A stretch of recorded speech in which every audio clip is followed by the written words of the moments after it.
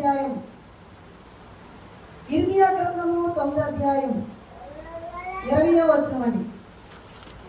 ఇర్మియా గ్రంథము 9వ అధ్యాయము 20వ వచనం మనం చూసినట్లయితే, స్త్రీలారా యెహోవా మాట వినుడి, మీరు చెవియొగ్గి ఆయన నోటి మాట ఆలకించుడి. మీ కుమార్తెలకు రోదనము చేయి నేర్పుడి, ఒకరినొకరు అంగలార్పు విద్య నేర్పుడి.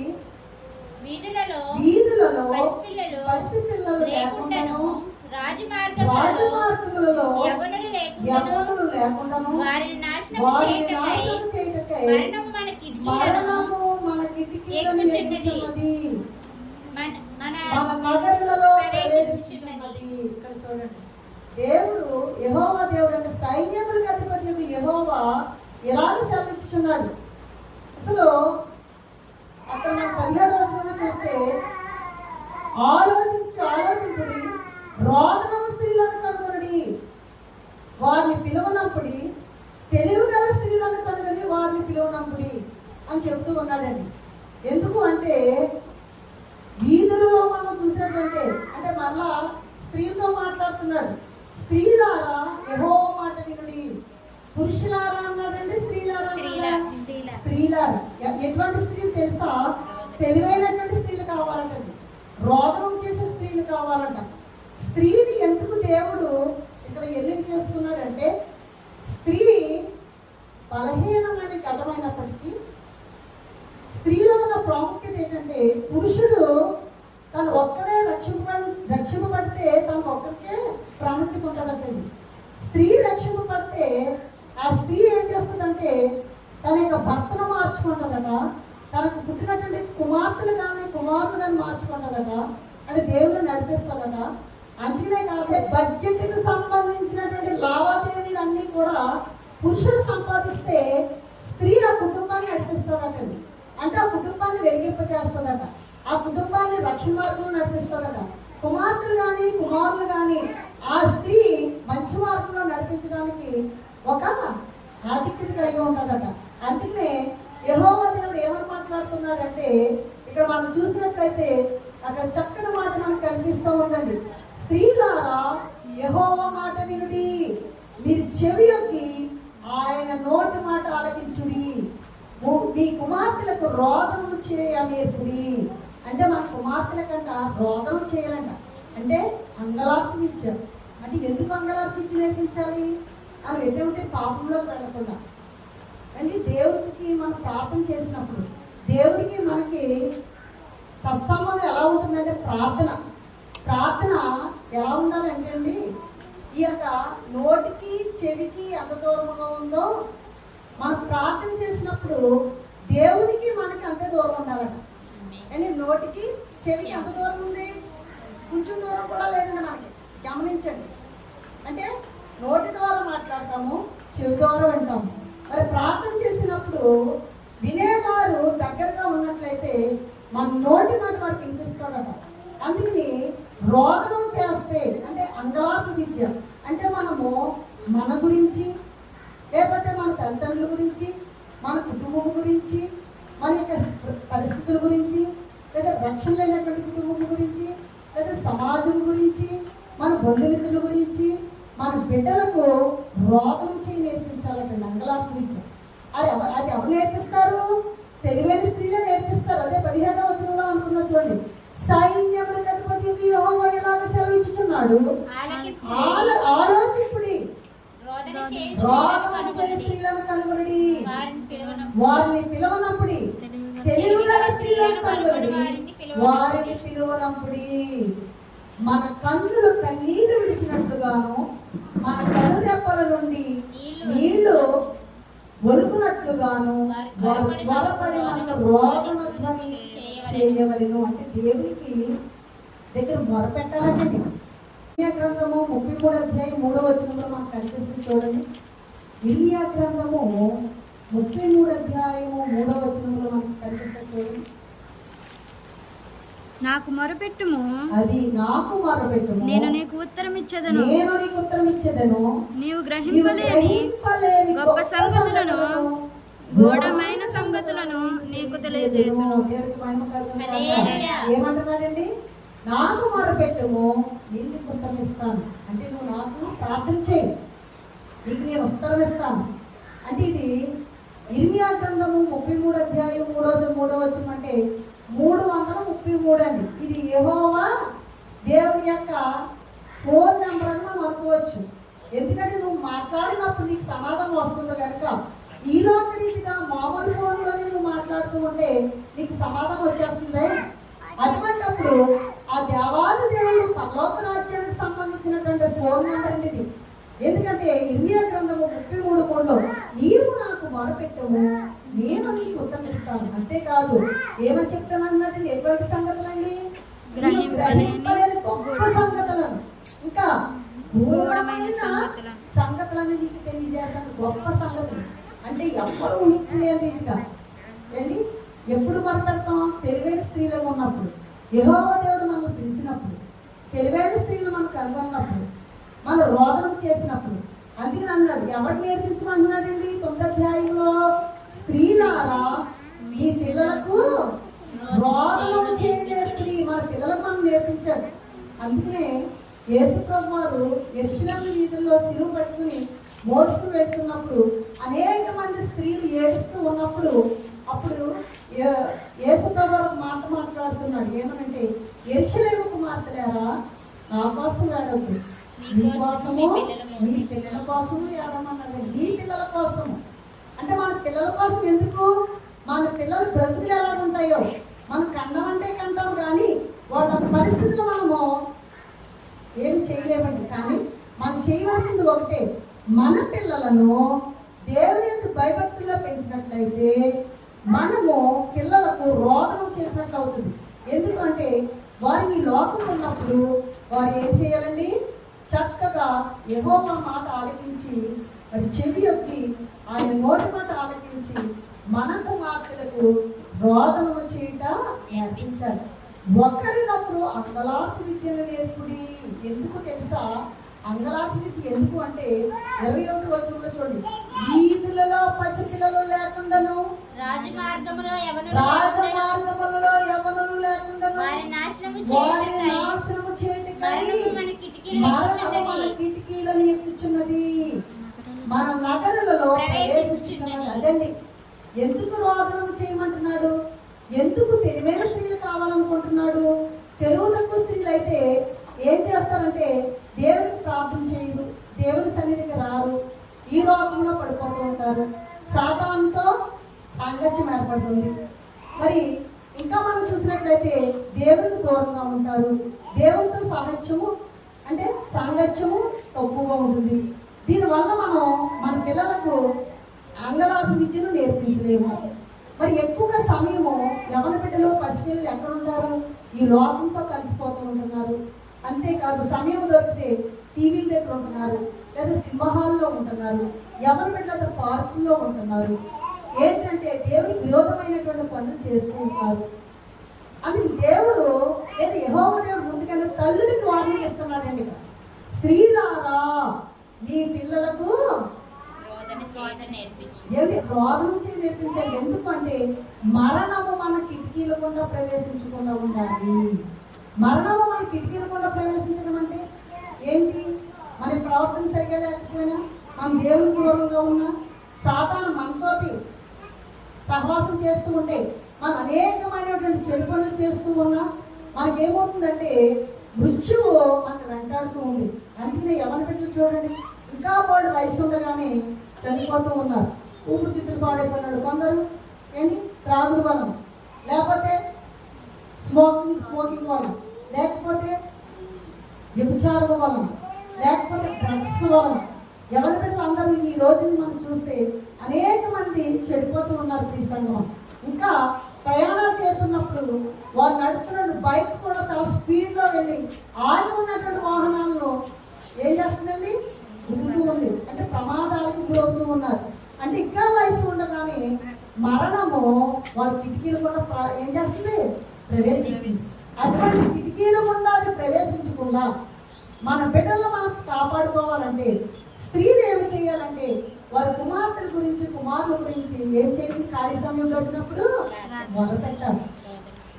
ఈ కిటికీ ఏమి కిటికీ? ఇది మరణపు కిటికీ. చూడండి, అక్కడ మనం చూసినట్టు ఏమి కిటికీ అండి? వీధులలో పసిపిల్లలు లేకుండాను, రాజమార్గములలో యవ్వనులు లేకుండాను వారిని నాశనము చేయటకై మరణము మన కిటికీలను ఎక్కించున్నది. మరణం ఏం చేస్తుందండి? మన కిటికీలు కూడా ఎక్కేస్తుందట.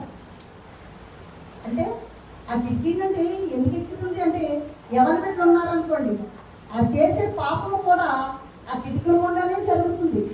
అదేదో చూద్దాము. ఈ మరణము కిటికీ ద్వారా మరి నష్టం ఎలా జరుగుతుంది, ఏ కిటికీ వలన జరుగుతుంది అని మనం ఆలోచన చేస్తే సామెతల గ్రంథము 7వ అధ్యాయము 6వ వచనం అండి. సామెతల గ్రంథము 7వ అధ్యాయము 6వ వచనము. నా అల్లికి కిటికీలో నుండి నేను పారచూడగా జ్ఞానమైన వారి మధ్యను యవనుల మధ్యను బుద్ధి లేని పడుచువాడొకడు నాకు కనబడెను. ఇంకా సంధ్య వేళ పొద్దు తిరిగిన తరువాత చిమ్మ చీకటి గల రాత్రి వేళ వాడు జార స్త్రీ సందు దగ్గరనున్న వీధిలో తిరుగుచుండెను. దాని ఇంటి మార్గమున నడుచుచుండెను. చాలండి, ఎంత భయంకరమో చూడండి. అక్కడ మరణము కిటికీ కూడా ఎందుకు ప్రవేశిస్తుంది తెలుసా? మన పాపము ఏం చేస్తుంది? మనకు మరణాన్ని తెచ్చిపడుతుంది. అందుకనే పాపము పరిపక్వమై మరణాన్ని కంటుంది. అందుకే దురాశ గర్భమును ధరించి ఏం చేస్తుంది? పాపమును కనుక పాపము పరిపక్వమై మరణాన్ని కంటుంది. ఈ మరణమే మరణపు కిటికీ. ఈ మరణాన్ని మనం సంబంధించడానికి కారణం ఏమిటంటే ఇక్కడ మనం చూసినట్లయితే తన ఇంటి కిటికీలో నుండి నా అల్లికి కిటికీల నుండి నేను పార చూడగా. అల్లికి కిటికీ అంటే చక్కగా అందముగా అల్లినటువంటి కిటికీ అండి. దాంట్లో చూస్తేనంట పొడుచు వాళ్ళప్పుడు జ్ఞానము లేని వారి మధ్యను ఎవరి మధ్యను బుద్ధి లేని పొడుచువాడు కనబడ్డాడు. ఎక్కడ కనబడుతున్నాడు అంటే వేశ్యకి కనబడుతున్నాడండి. అందుకనే 7వ అధ్యాయం 1వ వచనం, నా కుమారుడా నా మాటలను మనస్సులో ఉంచుకొనుము. 7వ అధ్యాయం 1వ వచనం, నా ఆజ్ఞలను నీ యొద్ద దాచిపెట్టుకొనుము.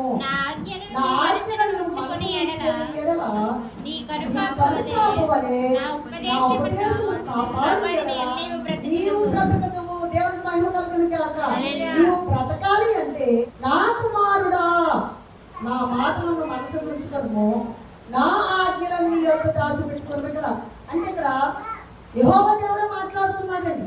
అయితే యెహోవా దేవుడు మాట్లాడే విధానాన్ని తల్లి స్త్రీలారా అని చెప్పాడు కదా, తల్లి కూడా సంబోధించవచ్చు ఒక్కొక్క విషయంలో. నా కుమారుడా, నేను దేవుడిని నమ్ముకున్నాను, నేను రక్షణలో ఉన్నాను, నేను ఎటువంటి తప్పు చేయడం లేదు, నేను నా కుమారులను నా కుమార్తెలను నా భర్తను కాపాడుకోవాలి కనుక ఏం చేయాలంటే ఆయన మాటలను మనసులో ఉంచుకోవాలి. ఆయన ఆజ్ఞని యొద్ద ఉంచుకోండి. నువ్వు ఏం చేస్తావు? బ్రతుకుతావు. ఆయన ఆజ్ఞని ఉంచుకోలేదనుకోండి, నీ ఇంటి కిటికీల గుండా నువ్వు చూస్తూ ఉన్నావు అనుకోండి, నీ చూపులు ఎలా ఉంటాయంటే చాలా భయంకరంగా ఉంటాయి. ఈ చూపు ఏం చేస్తుందంటే పాపానికి నడిపేస్తుంది. ఈ చూపు వల్ల ఏమవుతుందంటే నువ్వు జీవిస్తున్న విధానమే మారిపోతుంది, నీ నడవడిక మారిపోతుంది, నీ కడక మారిపోతుంది. నీ చూపు వలన ఒక చోటకి బయలుదేరి ఒక చోటకి అని చెప్తూ ఉంటావు. నీ చూపు వలన నువ్వు చేస్తున్న పాపం వల్ల ఏం జరుగుతుందంటే నువ్వు నీ భార్య దగ్గర నువ్వు అబద్ధం చెప్తున్నావు, లేదా నీ యొక్క భర్త దగ్గర నువ్వు అబద్ధం చెప్తున్నావు, లేదా నీ కుమార్తె దగ్గర నువ్వు అబద్ధం చెప్తున్నావు, నీ కుమారుడి దగ్గర నువ్వు అబద్ధం చెప్తున్నావు. ఈ వేశ్య ఇంటికి నువ్వు వెళ్ళిపోతూ అనేక అబద్ధాలకు గురవుతున్నావు. నువ్వు ఎక్కడి నుంచి చూస్తావు? అల్లికి కిటికీలో చూస్తే అక్కడ ఏంటంటే జ్ఞానం లేని వాడు ఒక పొడుచువాడు ఎక్కడ కనపడుతున్నాడు అంటే యవ్వనుల వచ్చి కనపడుతున్నాడు. అంటే ఎంత భయంకరమైనదో చూడండి. అంటే దేవుడు చెప్పిన వాక్యం విన్నట్లయితే అటువంటి జోలికి నువ్వు వెళ్ళవు, ఆ వేషి జోలికి నువ్వు వెళ్ళవు. వెళ్ళావా నువ్వేం చేస్తావు? మరణం అవుతావు. మరణముని కిటికీ కూడా ఏం చేస్తుంది? ప్రవేశిస్తుంది. అందుకనే అక్కడ చిన్న పిల్లలు, పసిపిల్లల గురించి, యవనస్తుల గురించి మనం చెప్పాడు ఇర్మియా గ్రంథం 9వ అధ్యాయంలో. ఎందుకంటే యవన బిడ్డలు కూడా పాపం చేయడం వలన మరణం ఏమవుతుంది, కిటికీలు కూడా ప్రవేశిస్తుంది. ఈ పాపం ఎక్కడి నుండి వస్తుంది? అల్లికి కిటికీల నుండి వస్తుంది. ఈ అల్లికి కిటికీల నుండి ఏం చూస్తున్నాం? ఒక వేశ్యను చూస్తున్నాం, లేదా ఒక స్త్రీని చూస్తున్నాం. నీ యవనము నీ మీదకి వచ్చినప్పుడు నీ పాపం చేయాలని నీ ఆతృతతో నువ్వు చేస్తున్నావు. అందుకనే స్త్రీలైనటువంటి వారు, తల్లులైనటువంటి వారు ఏమి చేయాలంటే తన కుమార్తెల గురించి కానీ, కుమారుల గురించి కానీ, వారి యొక్క భర్తల గురించి కానీ వారు ప్రార్థన చేసేవారిగా ఉండాలి. ప్రార్థన ఎలా చేయాలి? పసిపిట్టలు ఎక్కడ తిరుగుతున్నారు? వీధుల్లో తిరుగుతున్నారండి.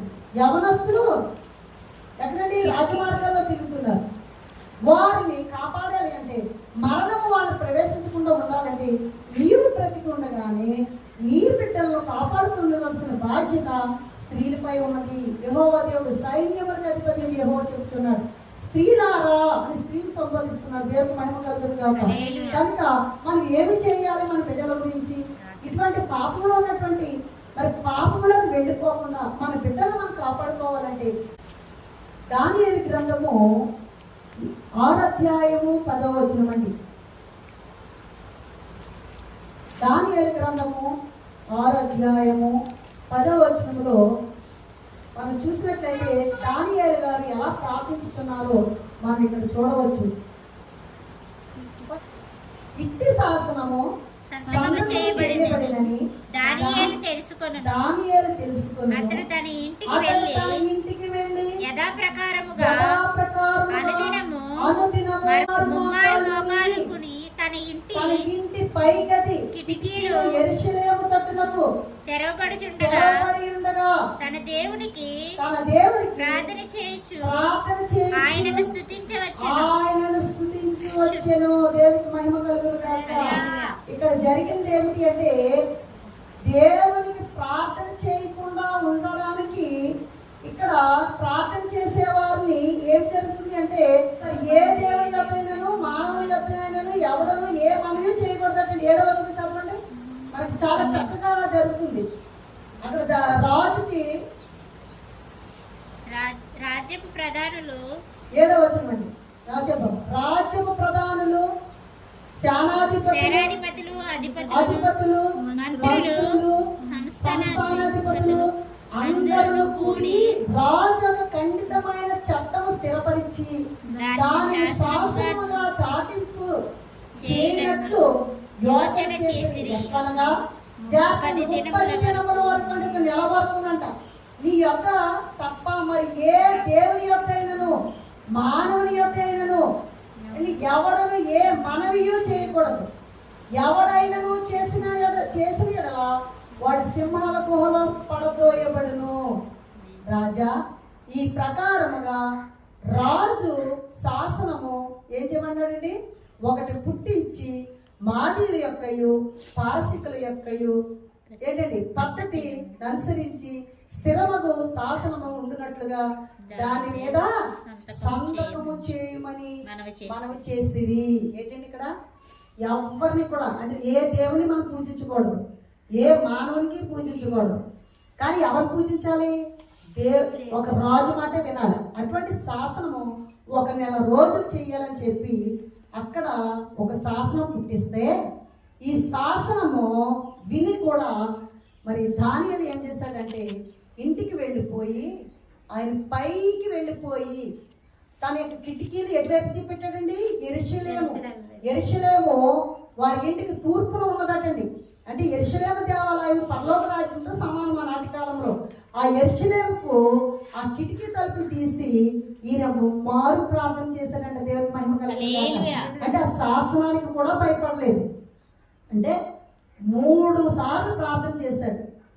అలా ప్రార్థన చేస్తే ఈ విషయము తెలిసి అక్కడ ఉన్నటువంటి వారు రాజుకు ఫిర్యాదు చేసినప్పుడు రాజు ఆ యొక్క దానియాలను తీసుకొచ్చి బోన్లో వేయడం జరిగింది. ఆ సింహాల బోన్లో వేసిన సింహాలు ఆయన ఏమైనా చేయగలిగినాయండి? ఏమీ చేయలేదు. అంటే దేవుడు ఆ సింహాల నోరు ముయ్యించాడు. దేవుడికి మహిమ కలుగును గాక. అంటే అటువంటి సింహాలు అంటే ప్రాణం పోయే స్థితిలో కూడా మరి దానియేలు రాజు యొక్క ఆజ్ఞను అతిక్రమించి దేవునికి ముమ్మారు ప్రార్థన చేశాడంట. ఎప్పుడైతే ప్రార్థన చేస్తామో మనకి అనేక సమస్యలు పరిష్కారం అవుతాయండి. దానియేలును కాపాడినటువంటి దేవుడు మనల్ని కాపాడలేడా? అంటే నమ్మకము విశ్వాసం ఉండాలి. అంటే దానియేలు చక్కగా ప్రార్థన చేశాడు, రాజుకు భయపడలేదు, ప్రజలకు భయపడలేదు. మరి ఏ మనుషులతో మాట్లాడొద్దు అంటున్నారు, ఏ దేవుని కూడా వారు ప్రార్థించొద్దు అంటున్నారు. కానీ ఈయన మాట్లాడండి, అదే శాస్త్రం మనకు వస్తాయి. మనం అన్నీ మానేసి చక్కగా ఇంట్లో కూర్చొని ముసలం ముచ్చట్లు ఆడుకుంటున్నాం. అక్కడ ఎలా జరిగిందంటే ఇక్కడ అలా జరిగిందంట. కానీ దానియేలు చేసిన పని ఏంటి తెలుసా? ఇంటి పై గదికి వెళ్ళిపోయి తన ఇంటి తలుపులో కిటికీలు తీసాడటండి. ఆ యెరూషలేము దేవాలయం తలుపు తీసి ముమ్మారు ప్రార్థన చేశాడంటే యెరూషలేము దేవాలయంలో ఆ దేవాది దేవుడు ఉన్నాడని ఒక విశ్వాసము, ఒక నమ్మకము. ఎందుకంటే యెషయా గ్రంథము 6వ అధ్యాయంలో మనకు ఒక మాట కనిపిస్తుంది. దేవుడు దేవాలయంలో ఉన్నాడు అంటే మనం ఎలా నమ్మాలి అని మనం ఆలోచన చేస్తే యెషయా గ్రంథము 6వ అధ్యాయము, యెషయా గ్రంథము 6వ అధ్యాయం 1వ వచనంలో చూసినట్లయితే చూడండి. మొదటి, రాజైన ఉజ్జియా మృతి నొందిన సంవత్సరమున అత్యున్నతమైన సింహాసనమందు ప్రభు ఆసీనుడై ఉండగా నేను చూచి తిని ఆయన చొక్కాయి అంచులు దేవాలయము నిండుకొనెను. ఆయనకు పైగా శరాపులు నిలిచి ఉంది. ఒక్కొక్కరికి 6 రెక్కలుండెను. ప్రతివాడు 2 రెక్కలతో తన ముఖమును 2తో తన కాళ్ళను కప్పుకొచ్చు 2తో ఎగురుచుండెను. మహిమ కలుగును గాక. ఇక్కడ ఆమె ఏమంటున్నారంటే 3వ వచనంలో, వారు సైన్యములకు అధిపతి యెహోవా పరిశుద్ధుడు పరిశుద్ధుడు పరిశుద్ధుడు, సర్వలోకము ఆయన మహిమతో నిండి ఉన్నది అని గొప్ప స్వరముతో గాన ప్రతిగానములు చేయుచుండిరి. యెషయా చెప్తూ ఉన్నారండి. అక్కడ ఆయన ఒక దర్శనం చూశాడు. ఎక్కడ అంటే ఆయన ఫలానా రాజైన ఉజ్జియా మృతి నొందిన సంవత్సరాలతో సహా అక్కడ రాయబడినట్లు లెక్క అనమాట అండి. అక్కడ ఒక కొండ గుర్తు పెట్టాడు. ఏమిటి అంటే రాజైన ఉజ్జియా మృతి నొందిన సంవత్సరమున, రాజైన ఉజ్జియా ఏ సంవత్సరం మృతి పొందాడో ఆ సంవత్సరాలు బైబిల్లో రాయకపోయినా ఇతర గ్రంథాలు రాయబడ్డాయి. ఆ టైంలో ఈయన ఒక దర్శనం చూశాడు. ఏమిటంటే మరి అక్కడ చూసినట్లయితే అత్యున్నతమైన సింహాసనం మందు ప్రభు ఆసీనుడై ఉండగా నేను చూచి తిని, యెషయా గారు అన్నారు, ఆయన చొక్కాయి అంచులు దేవాలయం నిండుకొని, యెహోవా దేవుడి యొక్క చొక్కాయి అంచులు దేవాలయం నిండుకుని, ఆయన చొక్కాయి అంచులకి మనం వర్ణించడానికి మనకు అమ్మండి. ఆయన చొక్కాయి అంచులు దేవాలయం నిండుకొని అదే విశ్వాసంతో దానియేలు గారు యెరూషలేము తట్టు కిటికీలు తీసి ప్రార్థించడం 3 సార్లు ప్రార్థన చేశాడంట. అంటే ఇక్కడ ఈ కిటికీలు ఏమి తెలియజేస్తున్నాయంటే ప్రార్థన కిటికీలు. ఏ కిటికీలు అండి అవి? ప్రార్థనకి. అంటే మన స్వరము ప్రార్థన చేసేటప్పుడు ఈ కిటికీల ద్వారా బయటికి వెళ్తుంది నా స్వరం. మీరు ప్రార్థన చేసే కిటికీలు, ప్రార్థన చేసే కిటికీలు. దానియేలు గారు చేసిన ప్రార్థన దేవుడు ఆలకించాడు. ఆయన సింహాసనంలో వేసిన ఆయన ప్రకటించాడు. దేవుడు మహిమ కలుగును గాక. మరణపు కిటికీలో ప్రవేశించామంటే దానికి కారణం ఏమిటంటే అల్లిక కిటికీలు కూడా చూసి మనము పాపం చేయడం వలన మరణం మనకు సంభవిస్తుంది. అటువంటి దాని నుండి మనం తప్పించాలంటే స్త్రీలతో యెహోవా దేవుడు మాట్లాడుతున్న, స్త్రీలారా మీరు ఏం చేయాలి? రోదనం మీ బిడ్డలకు లేదా మీ కుమార్తెలకు రోదనం చేయడం నేర్పుడి, అంగలార్పు ఇచ్చి నేర్పుడి. అప్పుడు మీ బిడ్డలు బ్రతుకుతారు. వారి మరణం నుండి వారి జీవంలోనికి వస్తారు, తప్పించబడతారు. కనుక స్త్రీలైనటువంటి వారు తెలివిగా ఉండండి అని దేవుని వాక్యము బోధిస్తూ ఉంది ప్రియ సంగమా. కనుక మరొక కిటికీ చూసినట్లయితే జెఫన్యా గ్రంథం 2వ అధ్యాయం 14వ వచనం. దానిలో పశుల మందలు పండుకొనును, సకల జాతి జంతువులను గుంపులుగా కూడును, గోడపాతులను తుండులను వారి ద్వారముల పైకప్పుల మీద నిలుచును. పక్షుల శబ్దములు, పక్షుల శబ్దములను కిటికీలలో వినబడును. గడపల మీద నాశనము కనిపించును. పక్షులు శబ్దాలు వినపడతాయి. ఏ పక్షి శబ్దం వినపడితే మనకి కారణం ఉంటుందని చెప్తాను. చెప్పండి,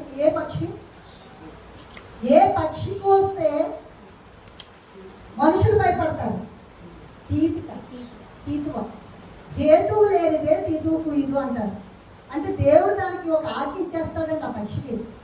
ఆ పక్షి శబ్దము వినినప్పుడు గడపలలో నాశనం వస్తుందంట. నాశనం అనగా ఏదో ఒక ప్రాణానికి నష్టం కలుగుతుంది, ఎవరొక ప్రాణానికి నష్టం కలుగుతుంది.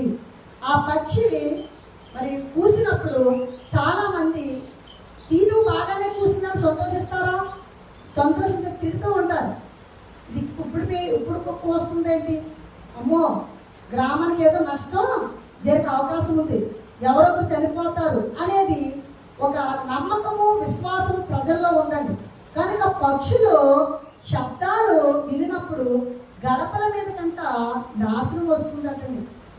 అటువంటి గడపల మీదకి నాశనం రాకుండా ఉండాలి అంటే మన ప్రార్థన ఎలా ఉండాలంటే దానియేలు ప్రార్థనలో ఉండాలి.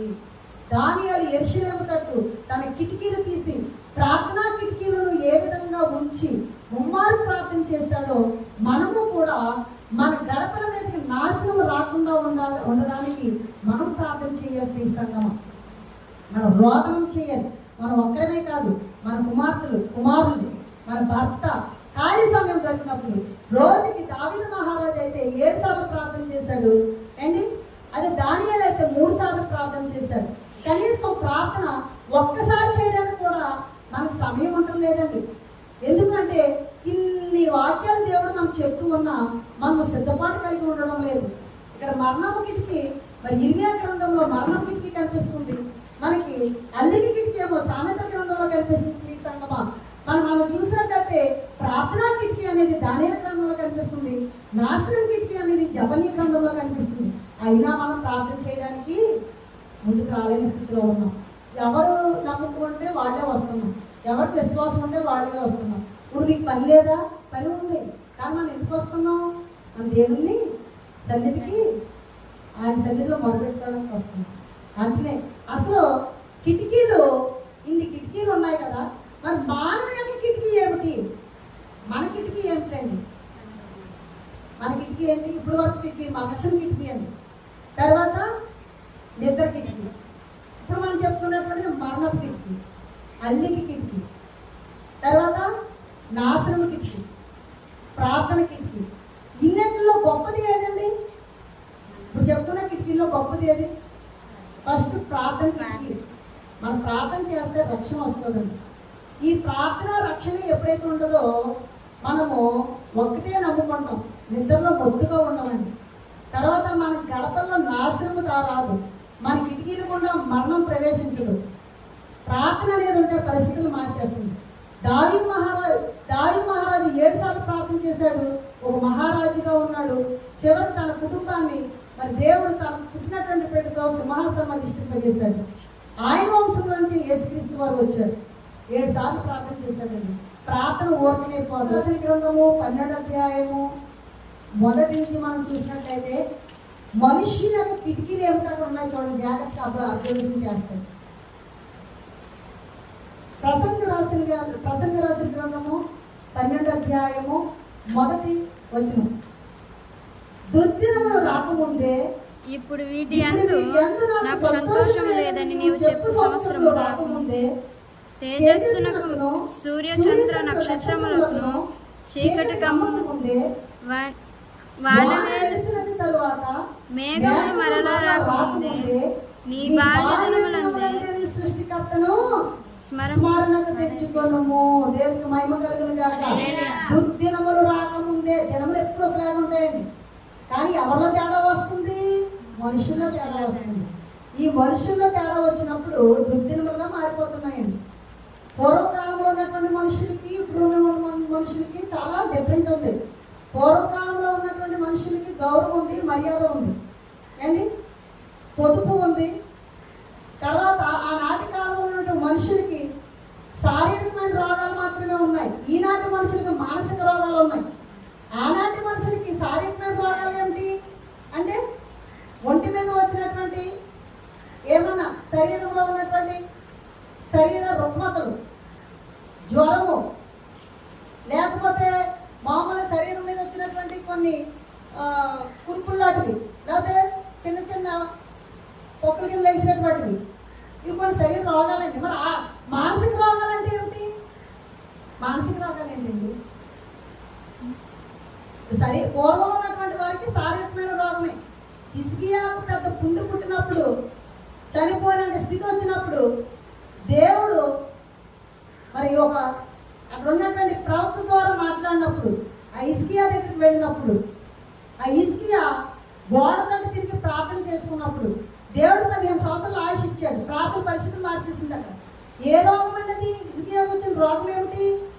శారీరకమైన రోగం. ఆ మానసిక రోగం ఏమిటంటే మనము ఒత్తిళ్ళు, మానసిక రోగాలు, బీపీ, షుగరు, ఇవన్నీ ఏంటండి మానసిక రోగాలు ఇవి. హార్ట్ ప్రాబ్లం అంటే హార్ట్ అటాక్ ఏంటంటే మానసిక రోగం. హార్ట్ అటాక్ ఎందుకు వస్తుంది? మనం ఏదైనా కొన్ని పనులు చేసినప్పుడు అవి ఇతరులు తెలుస్తాయని భయం, దేవుడు శిక్షిస్తాడని భయం, లేకపోతే టెన్షన్ పెట్టేసుకోవడం, లేదా కుటుంబ సమస్యలు, లేదా బిడ్డల గురించి, లేదా కుమారుల గురించి, కుమార్తెల గురించి, భర్త గురించి, లేదా శారీరకమైన సంబంధాల గురించి, కొన్ని ఉపయోగం లేనటువంటి వాటి విషయంలో మనం ఏమవుతామండి? చాలా చింతపడిపోతాం. వృద్ధిలో రాకముందే, ఇప్పుడు నీకు ఎంత నాకు సంతోషం లేదని నీవు చెప్పు సంవత్సరంలో రాకముందే, తేజస్సునకును సూర్యచంద్ర నక్షత్రములకును చీకటి కమ్మకముందే, వాన వెలిసిన తర్వాత మేఘములు మరలా రాకముందే, నీ భార్య దినములందే నీ సృష్టికర్తల స్మరణ తెచ్చుకోను. అంటే పసిపిల్లలు వీధుల్లో ఉంటున్నారు చూసారా?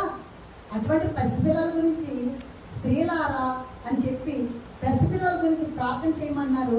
రోదన నుంచి నేర్పించమన్నాడు యెహోవా దేవుడు. అందుకే భార్య దినములందే పిల్లలకు మంచి విషయాలు నేర్పిస్తే, ఇవన్నీ రాకముందే మనం నేర్పిస్తే మన పిల్లలు ఎక్కువ సంవత్సరాలు బ్రతకడానికి అవకాశం ఉంటుంది. మనము బ్రతుకుతాం. మన బిడ్డలు మంచి నడవడికతో ఉన్నాడు అనుకోండి, మన బిడ్డలు మంచి స్థితిలో ఉన్నారనుకోండి, మన బిడ్డలు మంచి ఎటువంటి చెడు సహవాసాలు లేకుండా దేవుని యందు భయభక్తులు కలిగి ఉన్నాడు అనుకోండి, మంచి సేవలో ఉన్నాడు అనుకోండి, లేదా మంచి ఉద్యోగంలో ఉన్నాడు అనుకోండి, తల్లిదండ్రులు గౌరవించే బిడ్డగా ఉన్నాడు అనుకోండి, తల్లిదండ్రులు సన్మానించే బిడ్డగా ఉన్నాడు అనుకోండి, అప్పుడు నీవు ఖచ్చితంగా 100 సంవత్సరాలు బ్రతికేస్తావు.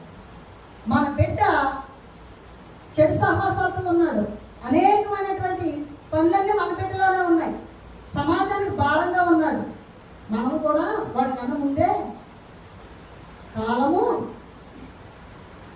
ఏం చేస్తుందని మనం ఏం చేస్తుంది అన్నమాట. కనుక అటువంటి అన్ని రాకముందే సృష్టికర్తను భారీ దినముల కిందే నీ సృష్టికర్తను స్మరణకు తెచ్చుకోవాలి. తెచ్చుకున్న తర్వాత ఏం చేస్తున్నాడు చూడండి. ఆ దినమున ఇంటి కావలి వారు వణుకుదురు.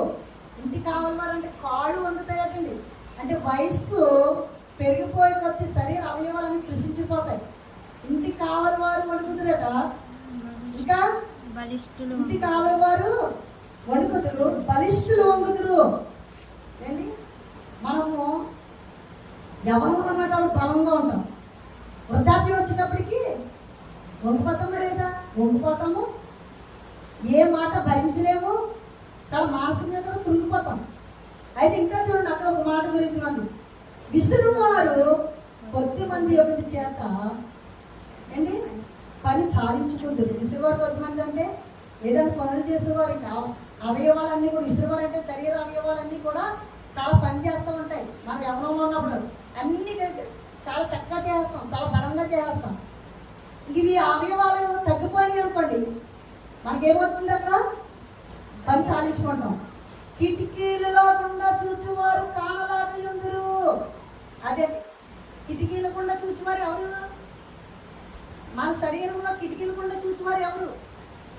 మన శరీరంలో కిటికీలు వేయండి, అయ్యి మన శరీరంలో కిటికీలు కళ్ళు అంటే దేవుని మహిమ కలిగింది కాక. మన శరీరంలో ఉన్నటువంటి కిటికీలు ఏమంటే కళ్ళు. అందుకనే మీ శారీరకమైనటువంటి కళ్ళు అటు ఇటు తిప్పకుండా నిబ్రం కలిగి దేవుని వైపు తిరిగి ఉండాలి. మనం శరీరంలో ఉన్నటువంటి కళ్ళు ఉన్నటువంటి వారు ఏంటండి, మంచినే చూడాలి తప్ప చెడుని చూడకూడదు. చెడుని చూడొద్దని చెప్తున్నాను మనకి. అంటే ఈ కళ్ళు శరీరంలో ఉన్నటువంటివి, కిటికీలు అంటే కళ్ళు అండి. ఈ కళ్ళు మంచినే గ్రహించాలి, మంచినే చూడాలి, చెడుని విసర్జించాలి, చెడుని చూడకూడదు. అయితే మరి ఆత్మీయమైన మనోనేత్రాలు మనకు ఉన్నాయి. ఆత్మీయమైన మనోనేత్రాలు అంటే మనం ప్రార్థన చేసుకున్నప్పుడు ఆత్మీయంగా దేవుడితో మన సహవాసం కళ్ళు మూసుకుని చేస్తామండి. ఎప్పుడైతే ఈ యొక్క శారీరకమైనటువంటి కిటికీలు మూసుకుంటామో ఆత్మీయమైనటువంటి మనోనేత్రాలు తెరుపబడి దేవుడితో మనం సహవాసం చేస్తూ ఉంటాం. అందుకే ప్రార్థనా సహవాసం మనకు ఉండాలి. ప్రార్థనా సహవాసం ఎప్పుడైతే ఉంటుందో అప్పుడు మనం ఏం చేస్తామంటే చక్కగా బ్రతుకుతాము, మనం నిత్యము జీవిస్తాము. అంతేకాదు ఈ లోకంలో నువ్వు దేవుడితో సహవాసం కలిగి ఉన్నట్లయితే ఈ లోకంలో బ్రతుకుతావు. అంతేకాదు మన యొక్క దేవుని యొక్క రాకడి సమయమైందా లేదా మరణమే సంభవిస్తే దేవుని రాజ్యంలో పరలోక రాజ్యంలో మనం ప్రవేశిస్తామన్నమాట. ఆ ప్రవేశించడానికి ఇప్పుడు మనకున్నటువంటి ఈ కిటికీలు ఏం చేయాలంటే మనల్ని కాపాడాలన్నమాట. ఈ కిటికీల ద్వారా మరి చూపు ద్వారే కదండి, ఒక అల్లికి కిటికీ ద్వారానే కదా వేష దగ్గరికి వెళ్ళిపోయాడు. ఆ వేష దగ్గరికి వెళ్ళడమే కదా మరణము కిటికీల గుండా ప్రవేశించింది అండి. జాగ్రత్త. మరి ప్రార్థన ద్వారా దానియేలు గారు ప్రార్థన చేసి ముమ్మారు ప్రార్థన చేయడం వల్ల తన ప్రాణం కాపాడుకున్నాడు, సింహాల బోనుల్లో నుండి రక్షించబడ్డాడు. అంతేకాదు తన జనాంగాన్ని కూడా కాపాడాడు. కనుక మనము కూడా మరి దేవాది దేవుడు మనతో ఈరోజు మాట్లాడుతూ ఉన్నాడు. ఏంటంటే మన బిడ్డలకు రోదం చేయడం నేర్పాలి, అంగరాత్మ విద్య నేర్పాలి. మరి మరణము మన గృహంలో ప్రవేశించకూడదు, మరి నాశనము మన గడపల్లోకి రాకూడదండి. మరి దిర్గో పట్టణానికి మరణం సంభవించినప్పుడు గడపల మీద మరి ఎవరికైతే దారము ఎర్రన దారము గడపకు లేదో వారంతా నశించిపోయారండి. ఒక రాహబు కుటుంబం రక్షించబడ్డారు. కారణం ఏమిటి? ఆమె బ్రతికి ఉన్నప్పుడు తర్వాత తన కుటుంబాన్ని రక్షించుకుంది. ఎంత పాపంలో ఉన్నా తన వేషవృత్తి నుండి విడిచిపెట్టేసి మరి దేవుడిని విశ్వాసం ఉంచింది. చక్కగా తన కుటుంబాన్ని కాపాడుకుంది. ఏ విధంగా తను కాపాడుకుంది ఈ రోజుల్లో కూడా మనం కూడా కాపాడుకోవాలి. ఇన్ని కిటికీల ద్వారా దేవుడు మనకి దేవుడు వాక్యం ద్వారా మాట్లాడడానికి కిటికీ ప్రార్థనా కిటికీ అంటే ప్రార్థన మన పరిస్థితులను మార్చేస్తుంది కనుక మన గృహంలో మనం ఉండి మనము కుటుంబారాధనని, ఉదయపు ఆరాధనని లేదా మధ్యాహ్న ఆరాధనని మనకు సమయం ఉన్నప్పుడు మనం ప్రార్థన చేసుకుంటూ మన బిడ్డలతో మనం ప్రార్థన చేసుకుంటే దేవుడు ఏం చేస్తాడంటే ప్రతి సమస్యలను మనం పరిష్కరిస్తాడు. సాతాను ఎన్ని గలిబిలు చేసినా దేవుడి యొక్క రక్షణ పెంచి మన చుట్టూ, మన ఆత్మ చుట్టూ, మన కుటుంబం చుట్టూ, మన సమాజం చుట్టూ, మన సంఘం చుట్టూ దేవుడు తన యొక్క దేవదూతలను ఏం చేస్తాడండి నీకోసం నా కోసం కావలి ఉంచుతాడు. కనుక వినికిడిలో దేవుడి పరిశుద్ధ వాక్యం దీవించి ఆశీర్వదించడానికి ఆమె